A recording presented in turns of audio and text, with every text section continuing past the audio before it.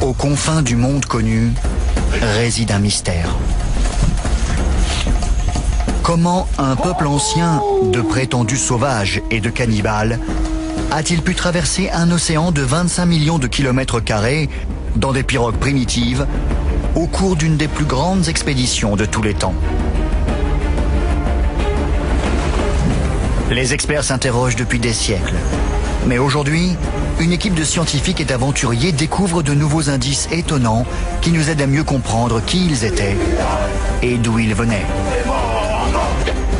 Et le plus incroyable, c'est qu'ils ont peut-être découvert l'Amérique plusieurs siècles avant Christophe Colomb.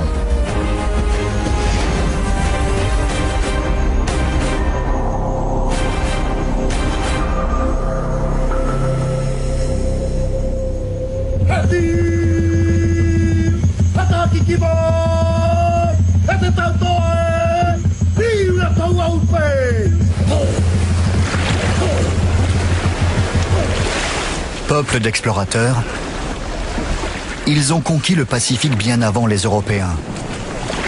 Puis, on a perdu toute trace d'eux et de leurs terres jusqu'à aujourd'hui. Qui étaient-ils? Que leur est-il arrivé? Et quel était leur secret? L'île de Pâques, un point minuscule perdu au milieu du Pacifique, à des milliers de kilomètres de tout. Cette île célèbre, appelée Rapa Nui en pasquan, abrite de mystérieuses statues. Mais le plus grand mystère reste ses habitants eux-mêmes. Comment sont-ils arrivés là? Deux jeunes chercheurs ont décidé de répondre à cette question. Nous essayons de répondre à la controverse concernant les origines des habitants de l'île de Pâques. Qui furent les premiers à coloniser cette île? Et comment ont-ils localisé cet endroit perdu au milieu de nulle part, il y a de cela plus de 1000 ans? Grâce aux analyses ADN, nous espérons résoudre certains mystères qui entourent cette île.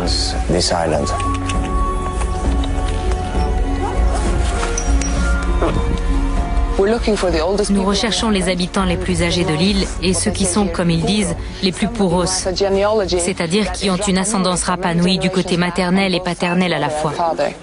En analysant l'ADN des anciens, les chercheurs espèrent en découvrir plus sur leurs origines. Votre sang est très vigoureux. C'est vrai? C'est bien. Nous prélevons l'ADN d'une femme dont le nom de famille indique qu'elle a un arbre généalogique intéressant. Donc on veut essayer de le reconstituer. Et le père de ton père? Il s'appelait Mathias. Il faudra plusieurs semaines pour collecter et tester tous les prélèvements ADN. Mais les membres de l'expédition sont d'ores et déjà fascinés par ce que racontent les anciens. Ils affirment que leurs ancêtres sont venus d'un continent insulaire aujourd'hui disparu, Hiva, quelque part dans le Pacifique. D'après notre histoire, lorsque Hiva a été englouti, tous ses habitants ont émigré. Sturla et Durita sont bien décidés à découvrir la vérité sur ces aventuriers et sur Hiva, leur continent perdu. Accompagnés par un groupe de scientifiques, ils comptent remonter cette piste pour voir jusqu'où elle les mène. C'est tellement fascinant d'être là et de chercher. Là en bas. D'après les anciens, c'est sur cette partie de l'île que tout a commencé. Là où sont arrivés les premiers habitants menés par leur chef, Otu Matua. Nous sommes sur la plage où, d'après la légende, le tout premier roi, Otu Matua, a débarqué sur l'île. Et Otu Matua venait du continent perdu, Hiva. Tandis que les chercheurs continuent leur enquête, d'autres spécialistes suivent la même piste de l'autre côté du Pacifique. Leur point de départ? Un groupe d'îles situées à plus de 3000 km au nord-ouest. Un archipel lointain, les îles Marquises, qui fait partie du vaste territoire de la Polynésie. Comme celle de l'île de Pâques, une grande partie de l'histoire des îles Marquises reste un mystère.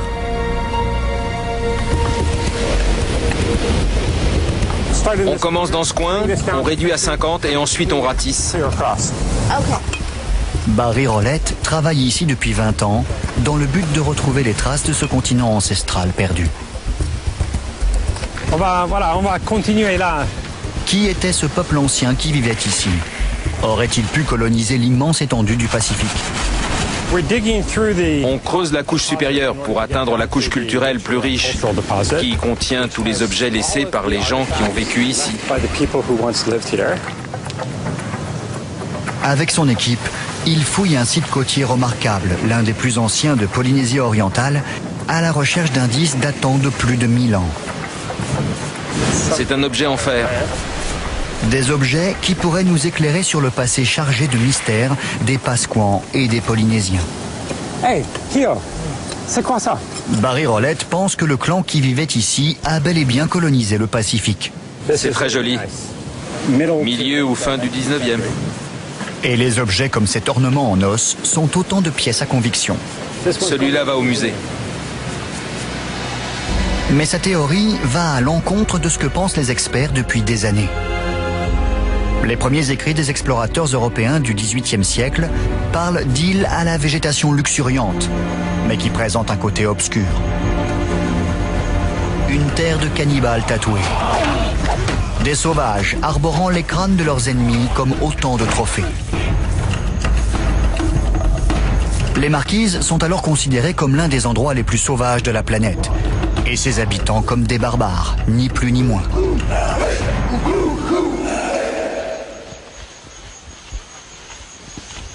On va traverser la rivière. La part la plus violente de la vie marquisienne se déroulait au cœur de la jungle. Des cérémonies religieuses assorties de sacrifices humains.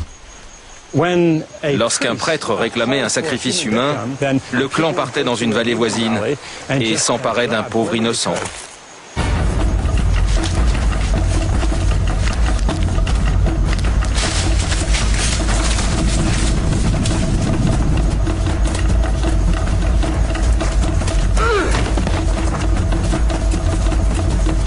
Ces offrandes, violentes et très ritualisées, étaient pratiquées par tous les clans.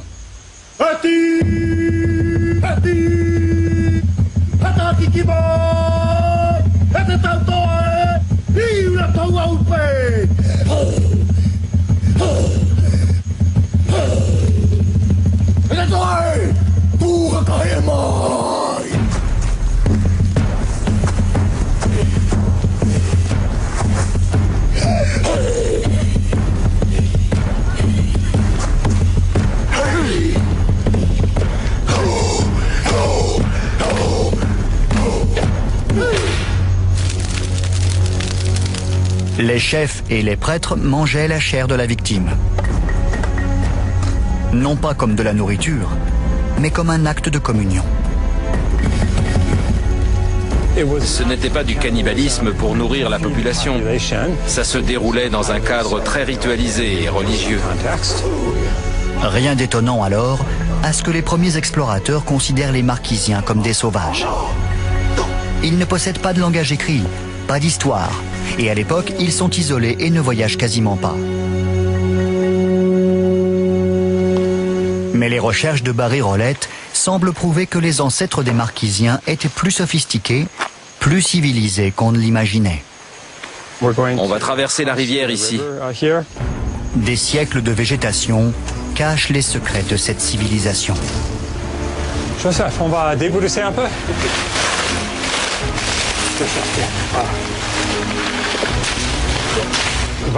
La vallée de Vaitahu était l'une des plus peuplées dans le passé.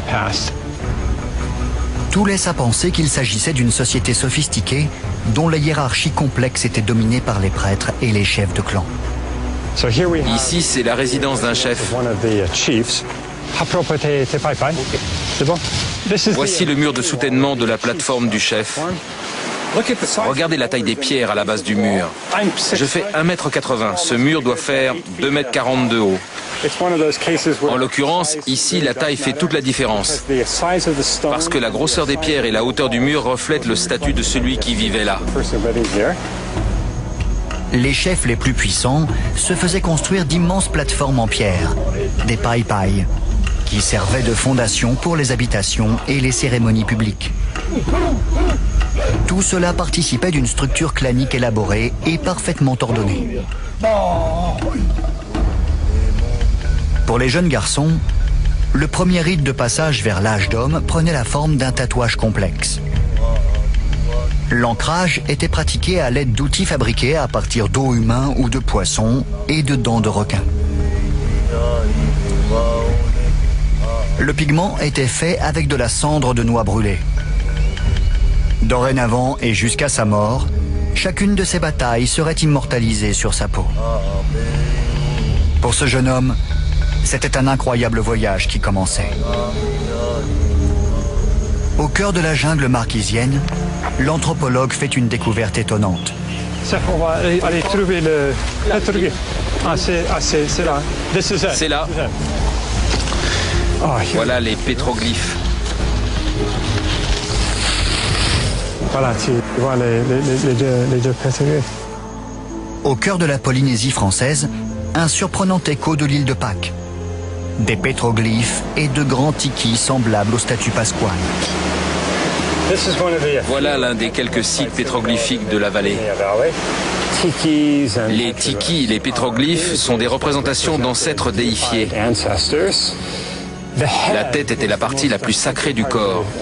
Donc ce qu'on voit ici, ce sont les yeux du tiki.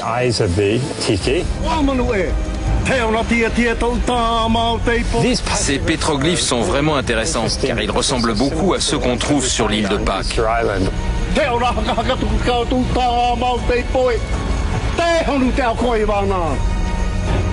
Les îles Marquises sont l'un des rares endroits de la planète, avec l'île de Pâques, où l'on trouve ce type de tiki géant. C'est un parallèle troublant, le premier signe d'une colonisation polynésienne. Mais la chasse aux indices ne fait que commencer. Sur un archipel isolé du Pacifique, Barry Rolette et son équipe essayent de rassembler les preuves d'une théorie controversée. On va réduire les carrés à 75. Pendant des siècles, les historiens ont estimé que les anciens Polynésiens étaient bien trop primitifs pour naviguer dans le Pacifique et coloniser d'autres îles.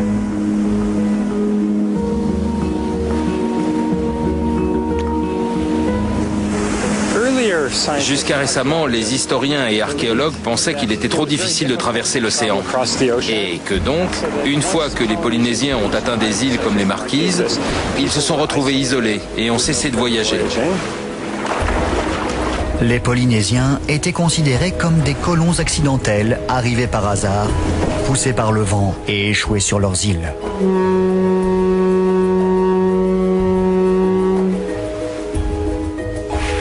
Mais Barry Rolette pense qu'ils étaient bien plus avancés. On va appeler cette couche la couche C, parce que ça devient plus sombre là.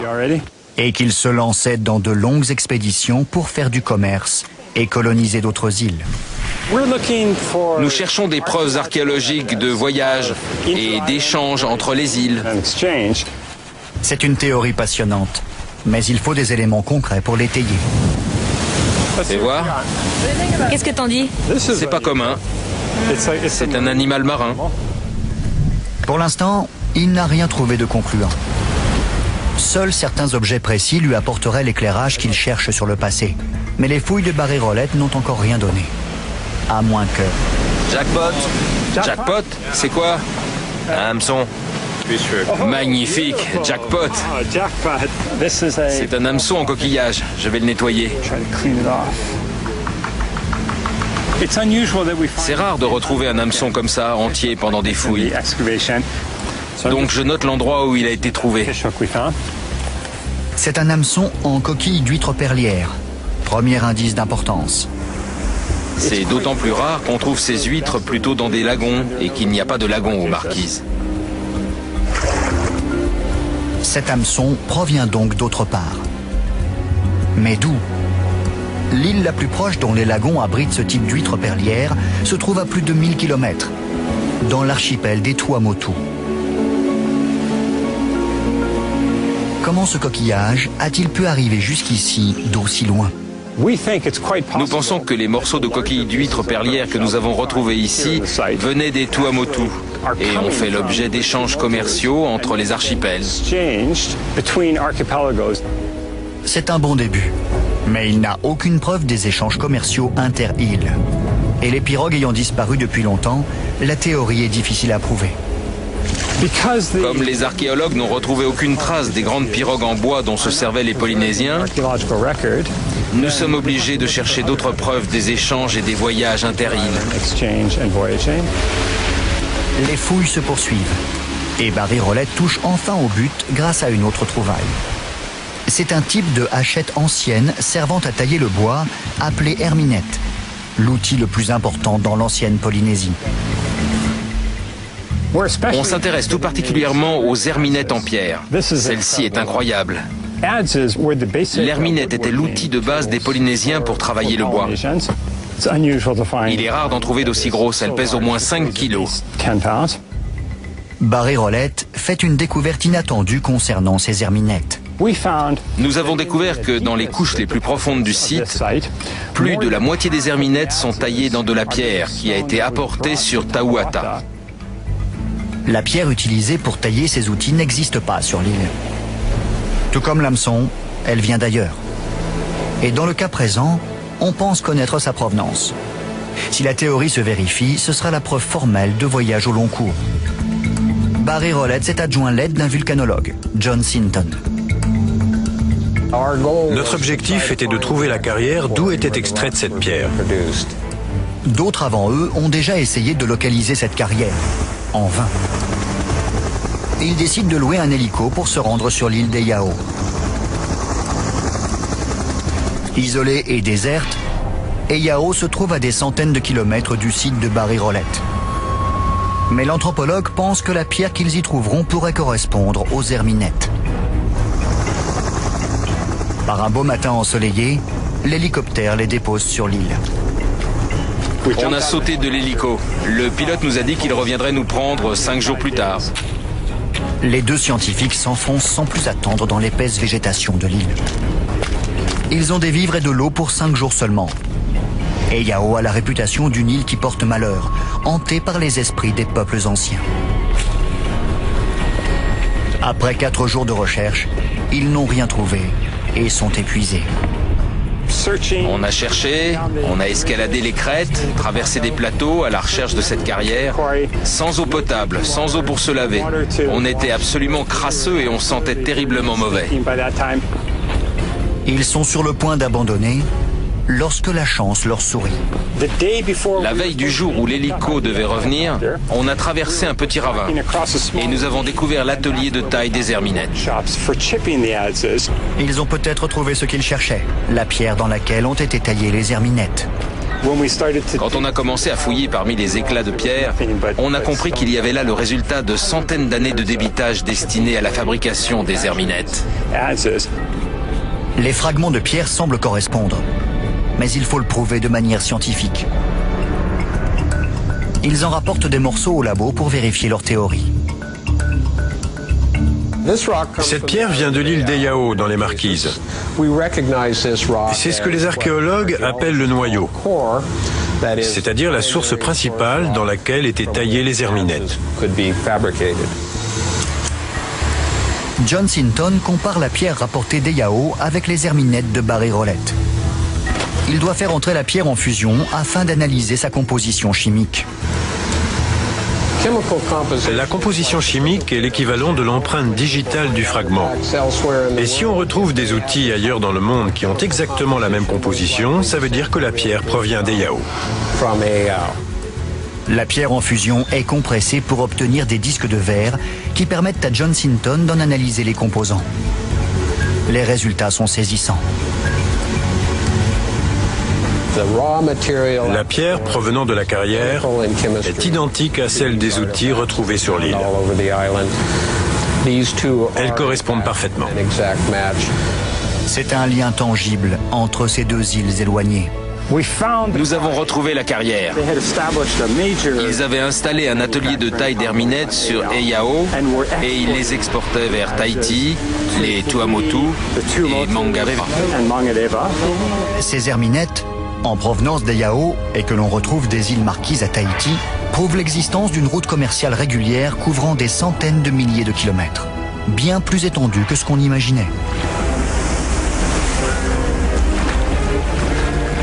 Cette découverte par Barry Rolette et son équipe bouleverse les études sur la Polynésie ancienne. Ça a été une révélation, parce que ça prouvait qu'il y avait une sphère d'échange qui reliait les îles Marquises aux autres archipels du centre de la Polynésie orientale.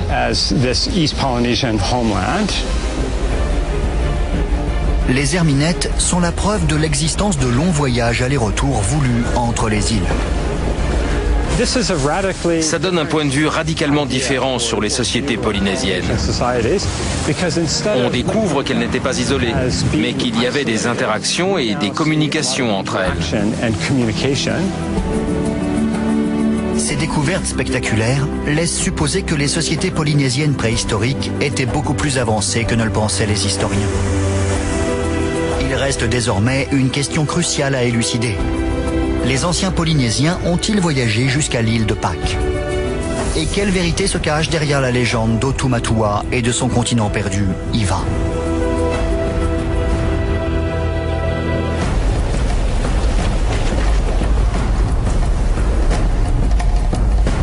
Les anciens de l'île de Pâques sont formels. Leurs ancêtres venaient d'une terre ancienne appelée Iva. Pour eux, les faits sont simples. Iva est une terre de falaises escarpées et recouverte de végétation où règnent des guerriers tatoués et des clans redoutables. Un conflit éclate et les clans rivaux se déclarent la guerre.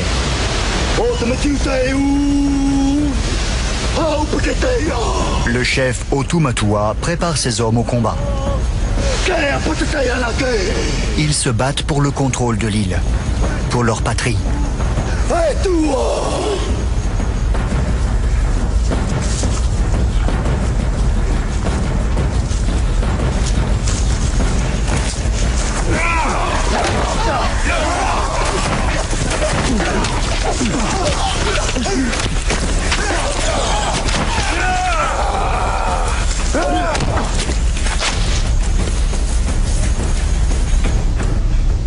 Otumatua et ses hommes perdent une bataille décisive.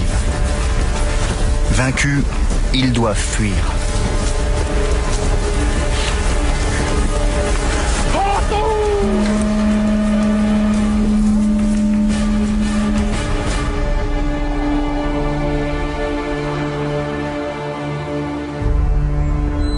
Le roi doit trouver une nouvelle patrie pour son peuple.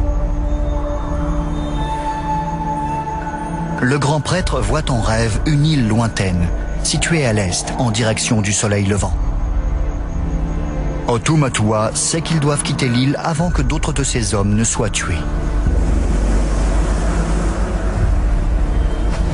Il ordonne à des éclaireurs de chercher l'île que le prêtre a vue en rêve.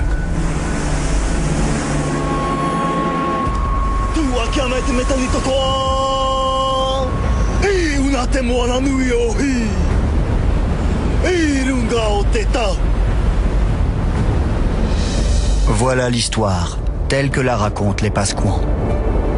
Mais les anciens Polynésiens de l'archipel des Marquises étaient-ils vraiment capables de voyager aussi loin? Des milliers de kilomètres à travers l'océan? Possédaient-ils seulement les bonnes embarcations? C'est la question cruciale à laquelle le restaurateur de bateaux Bono Louis tente de répondre. On a conçu cette pirogue-là, on a fait des recherches. C'est une pirogue de guerre. En l'absence de documents écrits sur l'histoire maritime, Bono Louis est obligé de s'appuyer sur le savoir transmis oralement à travers les siècles afin de reconstruire une pirogue traditionnelle. Et le modèle, d'après l'histoire, on dit le shape a été pris sur le coco. Parce qu'elle a un modèle demi-arrondi en dessous et elle a la forme plate. La pirogue est sculptée dans le bois d'un arbre spécial que l'on trouve sur l'île. Idéal pour les voyages au long cours. D'après l'histoire, les anciens, ils prennent plutôt le bois de... C'est un bois qui est léger et résistant à la mer. Bono Louis a grandi ici, à plus de 3000 km de l'île de Pâques. Mais étrangement, il a été bercé par les mêmes légendes que les Pasquans. Des légendes sur une tribu vaincue qui se lance dans un grand voyage sans retour. D'après les histoires, l'histoire, avant ici, c'est un clan qui est obligé de partir parce qu'il y a la mort derrière. Il n'y a pas d'autre possibilité de s'enfuir avec une pirogue pour partir. Et ça leur donne du courage pour découvrir les îles. Les autres îles, là, on peut habiter. Ils chargent les pirogues pour le grand départ. Et ils emportent avec eux une pierre sacrée d'Iva vers leur nouvelle patrie. C'est ainsi que commence le périple d'Otumatua et de ses hommes. Un voyage qui va leur faire traverser des milliers de kilomètres d'océan. Ils vont affronter des tempêtes, une mer démontée et un soleil implacable pour s'aventurer vers l'inconnu.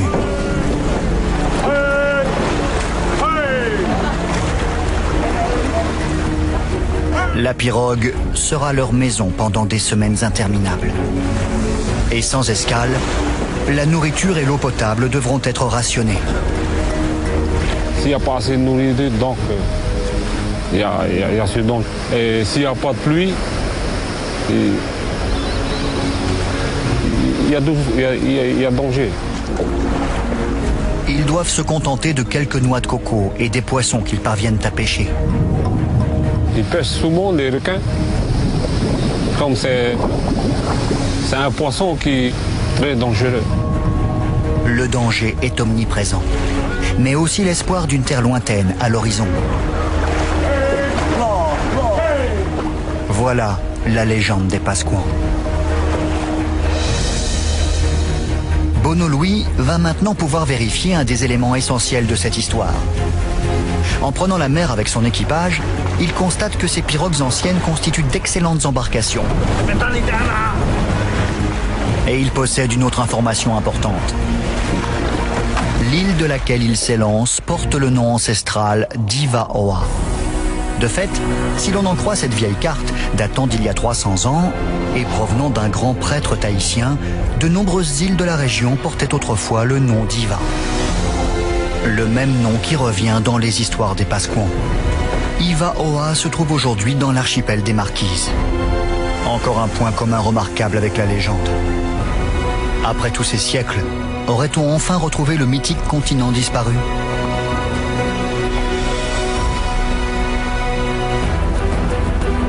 On sait que les anciens Polynésiens naviguaient sur les mers du Sud.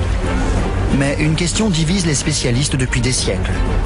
Auraient-ils pu se lancer dans des traversées au long cours, comme l'incroyable périple vers l'île de Pâques ? Après tout, l'océan Pacifique recouvre un tiers de la surface du globe.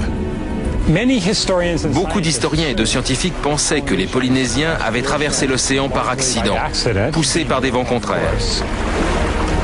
Pendant longtemps, on a considéré les anciens Polynésiens comme un peuple beaucoup trop primitif pour entreprendre une traversée vers des contrées lointaines.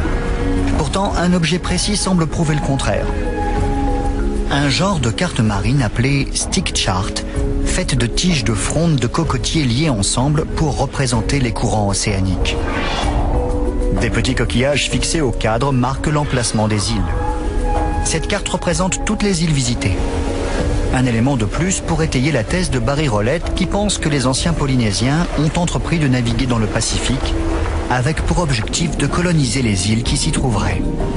Notre nouvelle théorie, c'est que la découverte et la colonisation de la Polynésie se sont faites de manière systématique et intentionnelle, et pas du tout accidentelle.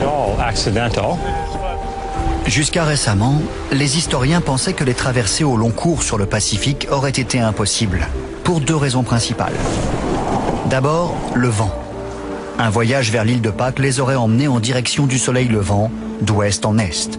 Or, dans le Pacifique, les vents des tropiques soufflent dans la direction opposée, d'est en ouest, le long de l'équateur. Ce sont les alizés. Et nombreux sont ceux qui pensaient que les alizés rendaient un voyage vers l'est impossible. Mais Barry Rollett a remarqué quelque chose concernant les îles. À certaines périodes de l'année, les vents tournent. Aujourd'hui, c'est un jour inhabituel. En général, le vent souffle des montagnes et aujourd'hui, le vent vient de la mer, de l'ouest. Dans le passé, la plupart des historiens se sont référés au vent dominant, sans tenir compte des changements saisonniers. Ces vents changeants sont les vents d'ouest. Les navigateurs de l'Antiquité les connaissaient déjà. Les vents d'ouest avaient des saisons et les Polynésiens les attendaient pour se rendre à un endroit qu'ils auraient eu du mal à atteindre autrement. Voilà qui pourrait permettre à une pirogue, comme celle d'Otumatua, de naviguer vers l'est, poussée par le vent. Mais il reste un deuxième obstacle majeur, la navigation. Comment repérer une île dans un océan immense sans compas ni autre instrument? C'est la question à laquelle Nainoa Thompson et la Polynesian Voyaging Society tentent de répondre. Je suis persuadé que la navigation fait partie intégrante de notre identité en tant que peuple. Elle arrive.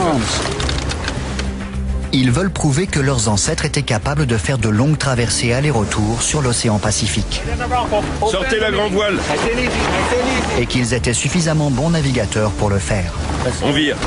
Allez. Nainoa Thompson est maître navigateur. Il faut diriger la pirogue par là.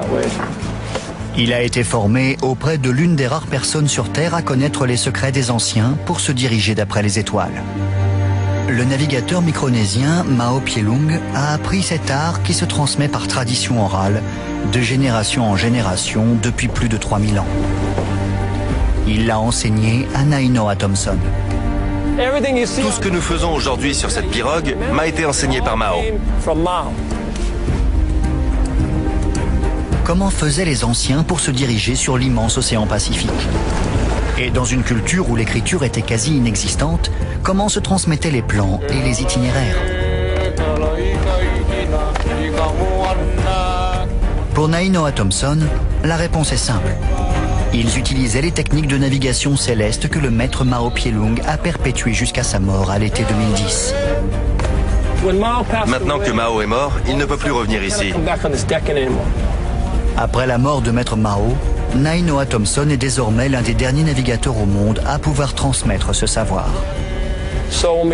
Quand on vient ici pour étudier la navigation, il ne s'agit pas d'un simple exercice intellectuel académique. On fixe le cap.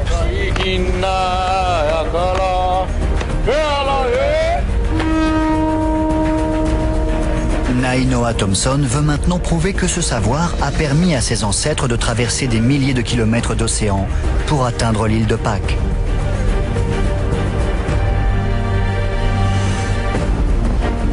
Au milieu du Pacifique, les membres de la Polynesian Voyaging Society tentent de démontrer que leurs ancêtres étaient capables de naviguer et se repérer sur de grandes étendues d'eau bien avant l'invention du compas. Hissez les voiles. Thompson veut prouver que même un équipage de jeunes explorateurs est capable de naviguer sans aucun instrument de navigation en utilisant les techniques ancestrales. On va garder le cap sur Tahiti pendant la première partie de la nuit, puis on fera route vers Hawaï. Donc pour ces étudiants, ce sera comme si on allait à Tahiti, puis qu'on rentrait ensuite à la maison en faisant demi-tour. Leurs instruments sont disponibles la nuit. Comme ses ancêtres, Nainoa a mémorisé une carte détaillée des étoiles. Mais peut-il utiliser ce savoir ancestral pour se diriger sur cet immense océan? Le compas des étoiles, autant que l'on sache, est vieux de 3000 ans. Il n'est pas magnétique, on ne le trouve pas dans une petite boîte. On le trouve dans le ciel, dans la nature, et il est défini par les étoiles qui se lèvent chaque nuit et se couchent chaque matin sur l'océan. La nuit est un moment intéressant. Ça peut être le meilleur moment comme le pire. Une nuit comme aujourd'hui, où on voit aussi bien les étoiles, nous donne des centaines de points de repère pour garder une route très précise. La position des étoiles au lever et au coucher permet de se diriger. Quelle direction? Sud-est, ouest. La voûte étoilée est comme un dôme qui abrite la Terre en son centre. Ce dôme tourne sur son axe autour de la planète bleue. La pirogue est au centre du dôme, immobile. La planète et les étoiles tournent autour d'elle. Une perspective qui aurait de quoi inspirer les inventeurs de nos GPS modernes. On apprend le nom de 220 étoiles, donc 220 points de lever à l'est et 220 points de coucher à l'ouest. Mais au beau milieu de la nuit, Nainoa est inquiet. Ils ont dévié de leur route. Ils le voient à un signe qui ne trompe pas. Si vous regardez Kamakaonui Omaui, les 3 étoiles de la tête forment normalement une ligne droite verticale vers le sud. Kamakaonui Omaui est le nom polynésien de la constellation du Scorpion. Pendant des milliers d'années, les anciens navigateurs se sont repérés à cette constellation pour se diriger vers le sud. Ils doivent redresser le cap. Lorsque les 3 étoiles de la tête du Scorpion sont à la verticale, elles vous indiquent la direction de Tahiti. Donc, il faut aller plus à l'est.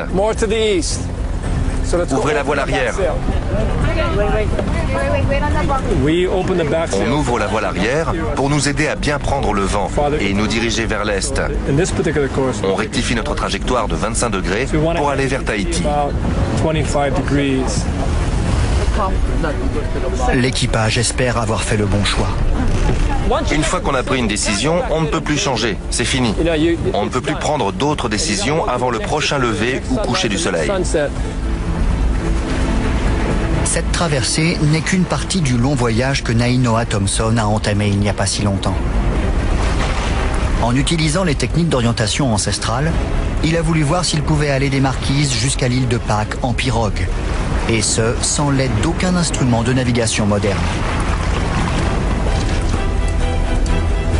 Thompson et son équipage ont réussi à s'orienter et à boucler le périple en un peu plus de 6 semaines.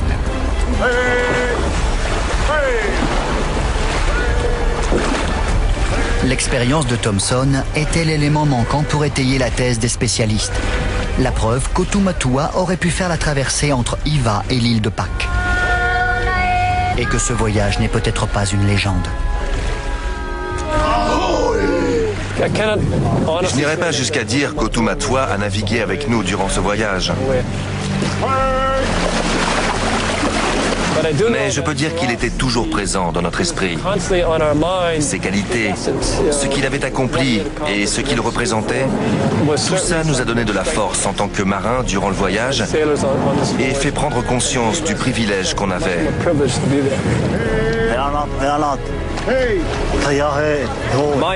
Mes ancêtres ont exploré l'océan, parcouru des distances bien plus grandes que beaucoup d'autres cultures. On se rend compte aujourd'hui à quel point ils étaient intelligents, forts, courageux et ingénieux. Et pouvoir être fiers de nos ancêtres nous rend fiers de ce que nous sommes aujourd'hui.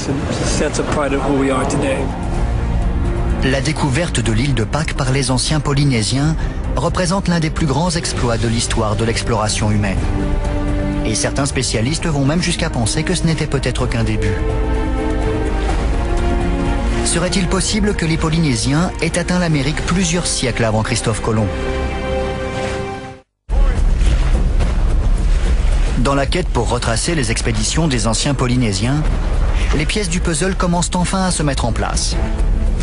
Ces explorateurs possédaient bien les outils et le savoir nécessaires pour coloniser le Pacifique. Mais y a-t-il des preuves qu'ils soient allés jusqu'à l'île de Pâques et au-delà? La seule preuve valable se trouve dans le sang des Pasquans eux-mêmes. Sur l'île de Pâques, les résultats des tests ADN vont bientôt arriver. La dernière pièce du puzzle. On a récolté 21 prélèvements sanguins sur l'île de Pâques auprès des personnes âgées et on a hâte de voir les résultats. Ils cherchent à découvrir d'où sont originaires les Pasquans et jusqu'où leurs ancêtres ont voyagé. Les recherches sont effectuées dans un laboratoire en Norvège. Contrairement à ce que beaucoup d'historiens et de scientifiques ont écrit sur les Pasquans, ces derniers affirment que leurs ancêtres venaient d'une patrie ancestrale appelée Iva. C'est ce que nos recherches ADN tentent d'établir. À la lecture des résultats, Sturla est fou de joie. Nos études confirment que leurs ancêtres venaient bien du centre de la Polynésie orientale. C'est la preuve qu'ils cherchaient. Les ancêtres des Pasquans venaient bien de Polynésie. Otumatua, où l'un de ses compatriotes a bien fait ce long voyage. C'est ce que beaucoup d'experts soupçonnaient déjà, mais cela n'avait jamais été prouvé. Les résultats réservent une autre surprise. Parmi les prélèvements, 2 se sont révélés très intéressants et étonnants.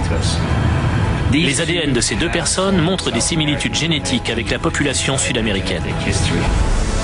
Ce qui indiquerait des voyages encore plus lointains. Les résultats suggèrent que les Polynésiens sont allés jusqu'en Amérique du Sud plusieurs siècles avant Christophe Colomb. C'est une théorie révolutionnaire. Les Polynésiens auraient découvert le Nouveau Monde bien avant Christophe Colomb. Mais la science peut-elle le prouver? Aux Marquises, Barré-Rolette s'intéresse à un autre élément de preuve surprenant. La patate douce. La patate douce nous aide à mieux appréhender l'étendue des voyages des Polynésiens. Aujourd'hui, on en trouve dans toute la Polynésie, mais elle n'en est pas originaire. C'est une plante originaire d'Amérique du Sud. Elle a donc été introduite en Polynésie. Comment est-elle arrivée là? Contrairement à la noix de coco, qui peut flotter sur l'eau, survivre plusieurs mois en mer, puis donner un cocotier si elle s'échoue sur une île déserte, la patate douce coulerait si elle tombait dans la mer. Donc, pour qu'elle soit venue d'Amérique du Sud jusqu'en Polynésie, c'est que quelqu'un l'y a apportée. On a retrouvé des restes carbonisés de patates douces en Polynésie qui dataient de 1000 ans avant Jésus-Christ. Les scientifiques pensaient jusqu'à récemment que c'était probablement les Sud-Américains qui avaient introduit la patate douce en Polynésie. Mais les découvertes de Barré-Rolette et les expéditions de la Polynesian Voyaging Society ont permis de révéler que les Polynésiens possédaient les instruments, les connaissances et les techniques nécessaires pour effectuer des voyages au long cours. Voilà qui remet tout en question. Aujourd'hui, nous pensons que ce sont les Polynésiens qui sont allés jusqu'en Amérique du Sud et en ont rapporté la patate douce. Les Polynésiens avaient des contacts et faisaient du commerce avec les îles des mers du Sud jusqu'en Amérique du Sud. Ils étaient les grands explorateurs de leur époque. Ils ont essaimé depuis leur patrie d'origine que les Pasquans appellent Hiva. Mais cette terre n'est pas exactement telle que l'on imaginait. Hiva a bel et bien existé, mais les premiers historiens ne l'ont pas cherché sous sa bonne forme. Selon nous, c'est d'ici que sont partis les Polynésiens pour coloniser l'île de Pâques, Hawaï et la Nouvelle-Zélande. L'île de Pâques, Hawaï et la Nouvelle-Zélande marquent les 3 sommets du triangle polynésien. Avec plus de 25 millions de kilomètres carrés, c'est le plus grand territoire culturel du monde. Les Américains et les Européens qui ont grandi sur un continent ont tendance à penser que la Terre est leur patrie. Mais pour les Polynésiens, leur patrie, c'est la mer. Pour eux, le monde est un immense océan ou territoire parsemé d'îles. L'anthropologue pense qu'Hiva n'était que le point central à partir duquel les anciens Polynésiens ont créé leur continent océanique. Hiva est une métaphore. Ce n'était probablement pas un continent, mais plutôt un groupement d'îles reliées entre elles par des voyages au long cours. Avec ses 25 millions de kilomètres carrés, le triangle polynésien était alors le 3e plus grand continent de la planète. Un continent voué à disparaître lorsque les Polynésiens ont cessé leur traversée. Lorsque le continent a disparu ou a été englouti, c'est tout simplement parce que les interactions ont cessé dans le triangle polynésien, ce qui a conduit à l'isolement de ces îles. Pour Barré-Rolette, le mystère est résolu. C'est incroyable. Quand on pense que les Polynésiens traversaient l'océan Pacifique, le plus grand océan de la planète, des siècles avant Christophe Colomb. Ainsi, ce que racontent les Pasquans est vrai. Leurs ancêtres étaient certainement les plus grands navigateurs de leur temps et ont accompli les voyages les plus extraordinaires, traversant les vastes étendues de leur continent océanique pour coloniser une grande partie du Pacifique. La Polynésie est un monde océan, une terre océan. Cet océan n'est pas ce qui nous sépare sur la planète, mais ce qui nous relie. L'océan était l'autoroute de nos ancêtres.